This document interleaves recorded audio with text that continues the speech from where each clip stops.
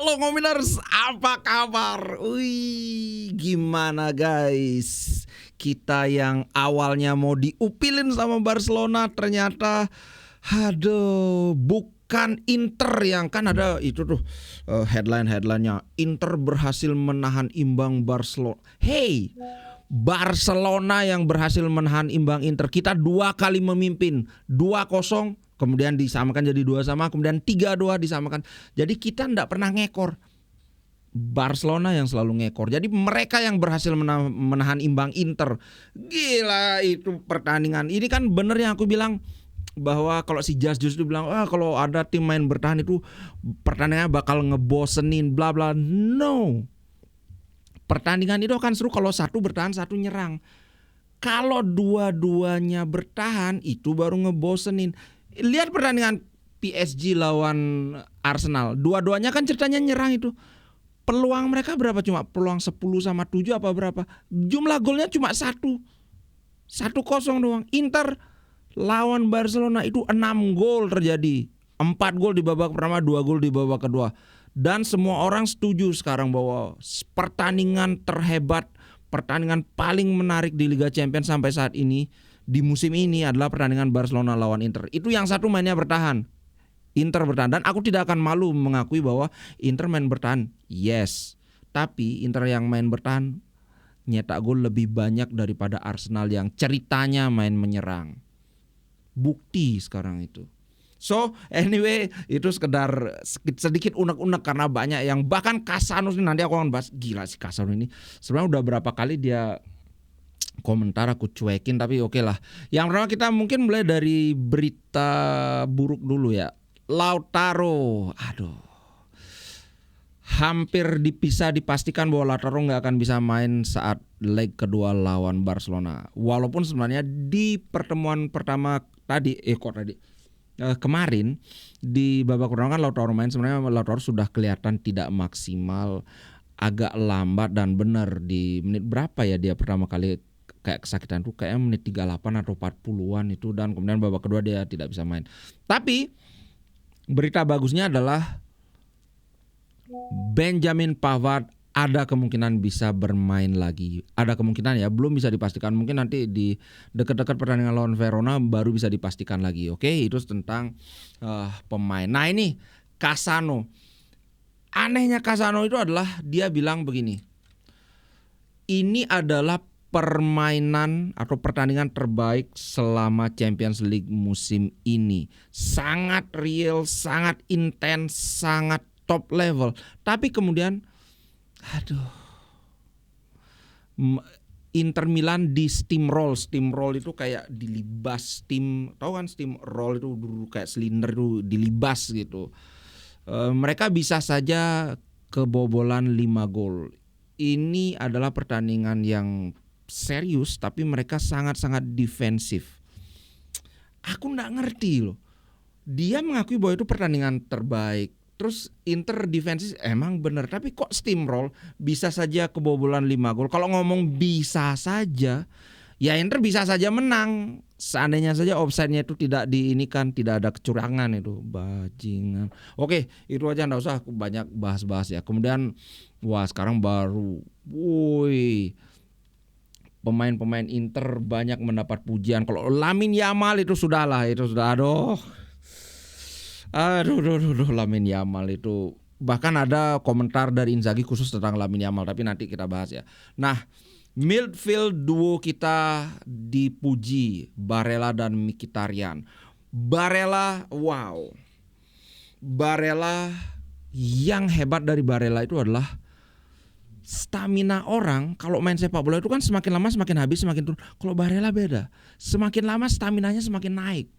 Performa Barella di babak kedua itu lebih ngeri dibandingkan babak pertama. Lebih banyak berlari, lebih intens.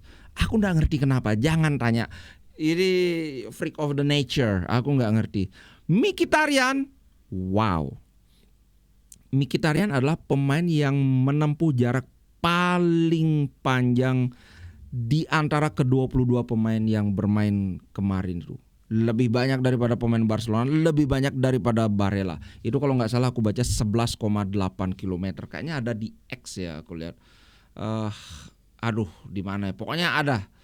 Kalau kamu nggak percaya cek aja sendiri. 11, berapa gitu. Pokoknya dia yang paling wow. Dan ini anak ajaib umurnya tuh 38 tahun. Bukan 36, sekian tahun. Mkhitaryan, wow. Terus terang aku nggak ngerti bagaimana dia bisa berlari sejauh itu di usia sesenja itu. Luar biasa Mkhitaryan. Kalau Mkhitaryan ini dikasih lah kontrak perpanjangan 1 musim lagi. Terlalu sayang bakat seperti ini, fisik seperti ini untuk disia-siakan. Kasih 1 tahun lagi, habis itu udah pensiun di Inter. Gitu sih menurutku untuk Mkhitaryan. Berikutnya adalah wow, Dumfries bro. Wow. Setelah dia cedera, kemarin dia sempat bermain kan lawan Roma, tapi pertandingan ini adalah pertama kali dia bermain sebagai starter dan langsung menjadi man of the match, mengalahkan Lamine Yamal. Lamine Yamal memang gocekannya luar biasa aku akui. Secara gentle, gentle tuh lembut. Secara fair aku akui, kalau kita lihat aksi individu Lamine Yamal paling wow lah karena gocekannya. Tapi kalau kita lihat impactnya terhadap pertandingan, Dumfries tidak ada keraguan sama sekali. Bukan hanya soal Dumfries dia mencetak 2 gol, 1 assist. Tapi ini bahkan sampai Thierry Henry atau siapa itu berkomentar, gila Dumfries.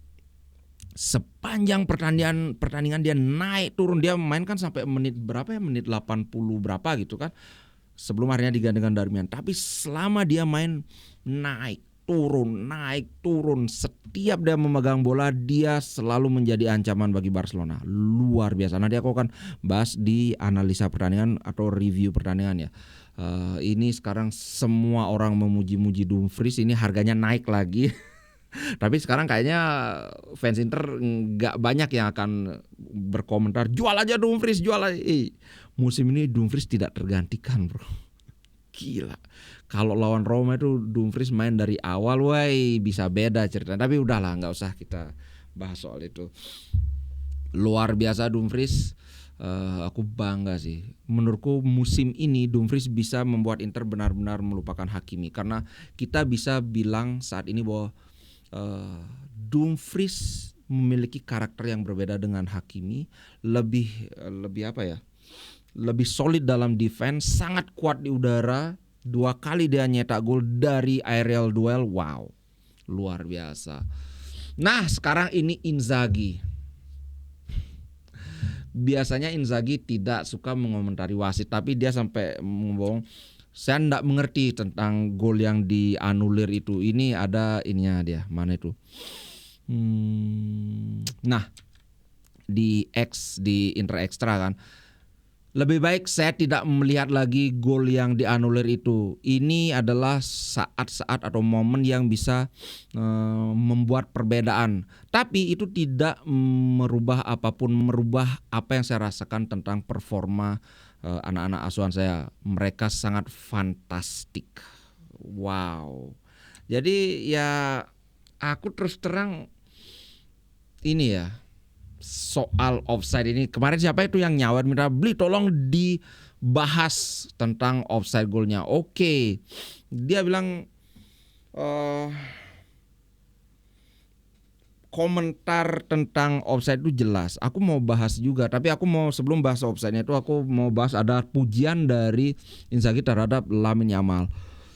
Dia bilang bahwa Lamine Yamal membuat masalah bagi kami. Bahkan memarking dia dengan 3 orang itu tidak cukup, karena ini membuat ada space yang terbuka di tempat lain. Jadi kami mau tidak mau harus bertahan lebih dalam lagi. Sorry. Selalu ini gatel. Sering sekali saat aku rekaman gatel hidungku. Jadi ya ini adalah kalau menurut Inzaghi salah satu alasan kenapa Inter harus bertahan lebih dalam. Karena apa? Karena kalau Yamal pegang bola harus ada 3 yang menjaga dia. Kalau dia 3 yang jaga, berarti kan di tempat lain itu ada space yang kosong. Mau nggak mau space ini harus diisi oleh pemain yang harusnya nyerang. Lautaro kah, Mkhitaryan lah, Barella lah. Sehingga ya mau tidak mau Inter mesti turun. Itu kalau versi Inzaghi, ya ada benarnya juga. Nah, sekarang kita bahas soal offside itu. Ini benar-benar aku marah banget. Pertama, kita lihat ini ya, soal offside-nya Miki. Aku akan tunjukkan ininya. Ada satu hal yang menarik yang kalau kawan-kawan nonton, kalian pasti sadar bahwa pertama, secara kasat mata itu kayaknya nggak offside, itu satu. Kedua, rekaman atau gambar imagery yang 3D itu dari peristiwa sampai dimunculkan itu lama banget, sampai 5 menit baru dimunculkan. Kemudian ada yang menganalisa this robbery, ini adalah perampokan. Dua image ini tidak matching. Coba lihat. Kenapa dia bilang tidak matching ini? Kalau kawan-kawan masih belum lihat adalah, aku akan tunjukkan dengan ini yang lebih besar ya. Karena kalau di sini kan mungkin kurang besar ya. Tapi lihat ini posisi antara lutut dan kakinya. Di sini lututnya lebih di depan, ujung kakinya lebih di belakang. Kalau di sini udah mulai kelihatan kan, walaupun ya ini ya. Nah, ini udah kelihatan. Mana yang lebih depan antara kaki dan lututnya. Makanya dibilang tidak match. Aku akan tunjukkan gambar yang lebih ini lagi ya. Yang lebih bagus ya resolusinya. Nah ini. Tuh. Lihat. Nah, biar kelihatan. Tuh. Oh, sorry. Nah. Tuh. Aku zoom sebesar ini masa belum kelihatan. Mana yang lebih di depan? Mana yang lebih di depan antara lutut dan kakinya si ini, kalau nggak salah mungkin si Kubarsi atau siapa gitu. Kalau kawan-kawan mungkin mau bilang, wah itu kan ini bisa aja gambarnya sudah diedit. Aku akan tunjukkan. Ini dari YouTube. Ini dari YouTube langsung ini. Oh sorry. Ini dari YouTube langsung ya. Oh, kok nggak kelihatan, sorry. Aku paling nggak suka kalau dibilang nanti. Nah, ini bukan dari gambar ya, ini dari YouTube-nya. Kalau kon ini aku gini kan, set biar kelihatan. Tuh dari YouTube-nya ya. Sekarang kita lihat lagi sekali. Tuh kelihatan nggak? Bayangin bro. Apakah kurang jelas? Perlu aku zoom lagi? Mana yang lebih di depan antara lutut dan kakinya? Kemudian kita bandingkan dengan gambar dari image hasil offside-nya itu. Nih. Lihat. Lututnya lebih di depan. Jadi bagiku ini jelas sangat jelas kenapa mereka perlu sampai 5 menit untuk menayangkan hasil offside-nya. Padahal biasanya kan seketika habis itu begitu VAR kan offside langsung diliatin biasanya. Tapi ini offside langsung main dulu juk 5 menit kemudian baru diliatin. Itu yang bikin aku benar-benar bahkan kalau dari sini aja sudah kelihatan banget sih ya.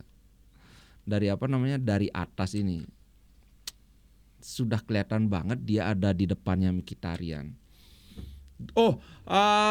Satu lagi yang mungkin perlu aku bahas ini supaya fair juga, yaitu ini.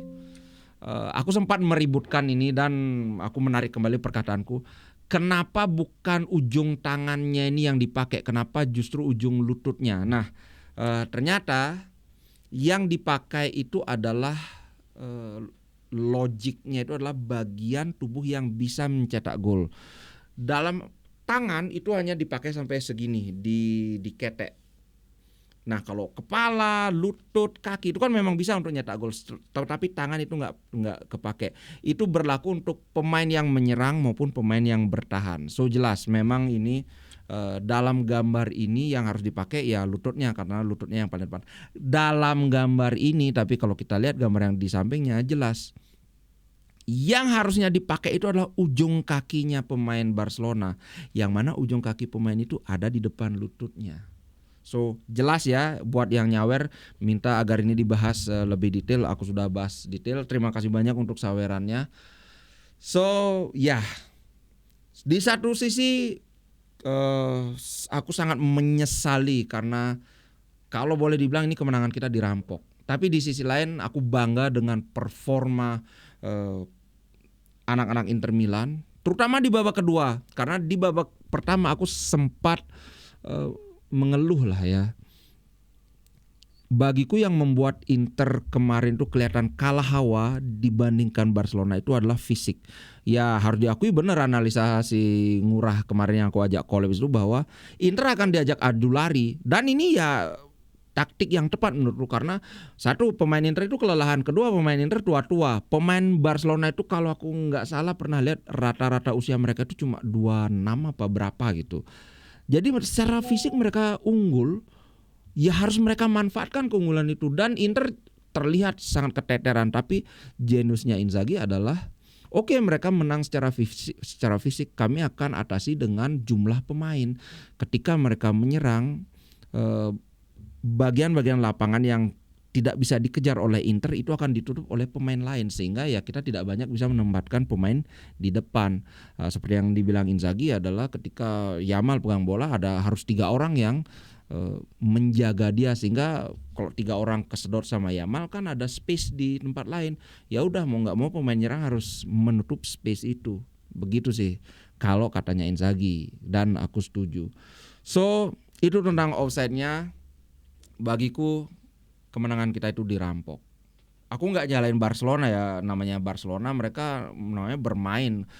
Aku juga nggak nyalain wasit karena wasit kalau soal offside itu bukan apa ya, bukan dalam tanda kutip bukan wewenangnya wasit. Kalau sudah hakim garis bilang offside, wakil hakim garis bilang misalnya bola out, itu wasit nggak bisa apa-apa. Justru kalau dia bilang wasit hakim garisnya bilang itu offside, wasit bilang enggak offside, salah dia. Apalagi kemudian ada VAR juga bilang offside, ya udah wasit nggak bisa ngomong apa. Oke, berikutnya adalah kalau Cassano tadi menghina-hina Inzaghi, menghina Barella, menghina Inter, Guardiola malah Inzaghi is an unbelievable manager. Manager yang tidak bisa dipercaya, maksudnya dalam artian positif, yang hebat banget. Dia bilang bahwa dia sebenarnya si Pep Guardiola ini dimintain komentar tentang Lamine Yamal. Tapi justru dia bilang dikit aja, malah menjawab tentang pertandingan. Tidak terkejut dengan bagaimana pertandingan itu berjalan bagus. Terima kasih atau berkat pertandingan-pertandingan seperti ini, stadion tidak akan pernah kosong. Ingat itu, Guardiola yang ngomong, stadion tidak akan pernah kosong. Ada pengamat pandit Indonesia yang kalau pemain game yang satu mainnya bertahan yang gini orang malas nonton.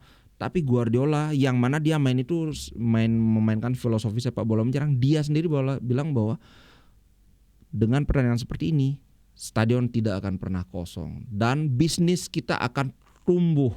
Jadi saya sangat berterima kasih, bersyukur terhadap 2 semifinal ini karena kedua-duanya tidak bisa dipercaya. Maksudnya dalam hal bagus, sangat luar biasa. Terutama pertandingan kemarin. Dan dia juga bilang bahwa performa Inter yang seperti ini membuat kemenangan Manchester City terhadap mereka menjadi lebih impresif lagi. Sekelas Guardiola aja memuji, bro. Cassano itu siapa sih? Persisnya dia bilang gini, bagi saya Inter membuktikan kembali bahwa ketika kami memenangkan Liga Champions melawan mereka, itu adalah hal yang luar biasa. Betapa bagusnya mereka bertahan, betapa bagusnya mereka dalam transisi, fisikalitas mereka sangat terorganisasi. Inzaghi adalah manajer yang luar biasa. Itu Guardiola yang bilang. Dan sekarang bahkan pelatih pelatih gendeng Arrigo Sacchi pun memuji adalah triumph of football. Triumph itu adalah kemenangan sepak bola. Begini caranya Inzaghi bisa menang. Dia bilang begini, mana itu? dia menyoroti kelemahan dari Barcelona. Dia bilang Dumfries sering diberikan banyak keleluasaan oleh lawannya dan membukukan assist bagi Thuram, juga mencetak 2 gol. Saya sangat mengapresiasi kinerja gelandang yang memberikan cover bagi pertahanan. Walaupun talenta Yamal itu luar biasa dengan bola di kakinya, tapi Barcelona tidak menang karena satu pemain itu tidak cukup. Satu pemain itu tidak cukup. Dan ini kebetulan sesuai dengan yang aku analisa sebelumnya, bahwa kelemahan Barcelona itu adalah mereka banyak momen-momen yang aksi individunya kelebihan. Kemarin itu ada momen di mana Yamal itu oke lah dribblenya bagus, tapi ada suatu momen entah berapa ya, 3 kali atau 4 kali. Kalau saja dia umpan itu sangat berbahaya bagi Inter, tapi dia memilih untuk menjaga bola, dribble. So ya, satu orang tidak cukup.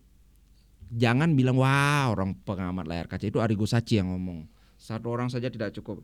Nah, kemudian nanti aku akan bahas lagi di review pertandingan apa yang sebaiknya dilakukan oleh Inter, kemudian bagaimana peluang kita di leg kedua nanti. Oke.